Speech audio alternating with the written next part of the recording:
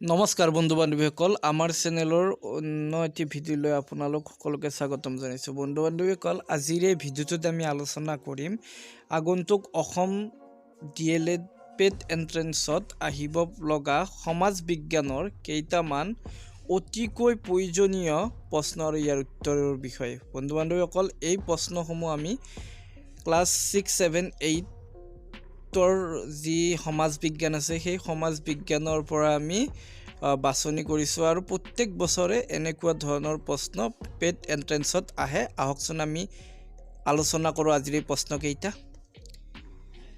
ভাৰতৰ প্ৰথম বেংকটো কি? ইয়াৰ উত্তৰ হ'ব ভাৰতৰ প্ৰথম বেংকটো বেংক অফ হিন্দুস্তান, প্ৰতিষ্ঠা হৈছিল 1770 চনত। ভাৰতৰ কেন্দ্ৰীয় বেংকটোৰ নাম কি? আমি সকলোৱে জানো ভাৰতৰ কেন্দ্ৰীয় বেংকটোৰ নাম হ'ল ৰিজাৰ্ভ বেংক অফ ইণ্ডিয়া। ই প্ৰতিষ্ঠা হৈছিল 1935 চনত। দ্বিতীয়টো প্ৰশ্ন, অসমৰ প্ৰথম বেংকটো কি? ইয়াৰ উত্তৰ হ'ব অসমৰ প্ৰথম বেংকটো হ'ল গুৱাহাটী বেংক, প্ৰতিষ্ঠা হৈছিল 1926 চনত। নাবাৰ্ডৰ সম্পূৰ্ণ নাম কি? National bank for agriculture and rural development. NABARD কেতিয়া স্থাপন হৈছিল? আমি সকলোৱে জানো যে নাবাৰ্ড 1982 চনত স্থাপন হৈছিল। ইয়াৰ মুখ্য কাৰ্যালয় মুম্বাইত আছে। IDBIৰ সম্পূৰ্ণ নামটো কি?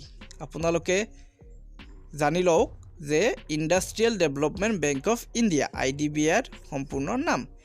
IDBI বেংক কেতিয়া স্থাপন হৈছিল? বন্ধু বান্ধৱীসকল IDBI বেংক স্থাপন হৈছিল 1964 চনত। চিডবিৰ সম্পূৰ্ণ নাম কি? জানিব লগা প্ৰশ্ন। এইটো হ'ল small industrial Development Bank of India.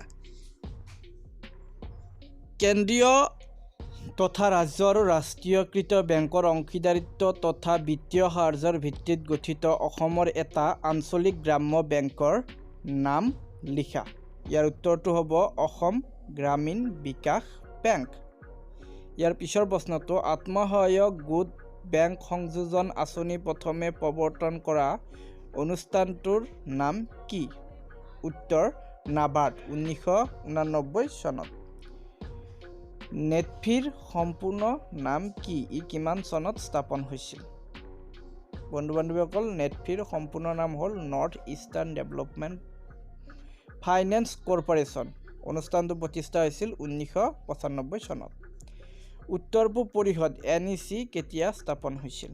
উত্তৰ পূব পৰিষদ NEC স্থাপন হৈছিল 1971 চনত। ইয়াৰ মুখ্য কাৰ্যালয় আছে গুৱাহাটী। এই ভিডিঅ'টো আমি ইমানতে সামৰণি মাৰিলোঁ। যদি ভিডিঅ'টো আপোনালোকে চাই ভাল পালে তেনেহ'লে ভিডিঅ'টো লাইক কৰিব, আৰু যদি আমাৰ চেনেললৈ প্ৰথমবাৰ আহিছে আৰু আমাৰ ভিডিঅ'টো চাই ভাল পাইছে, এনেধৰণৰ ভিডিঅ'বোৰ পাই থাকিবৰ বাবে আপোনালোকে এই চেনেলটো ছাবস্ক্ৰাইব কৰি ল'ব, লগতে বেল আইকনটো দবাই দিব। ধন্যবাদ। জয় আই অসম।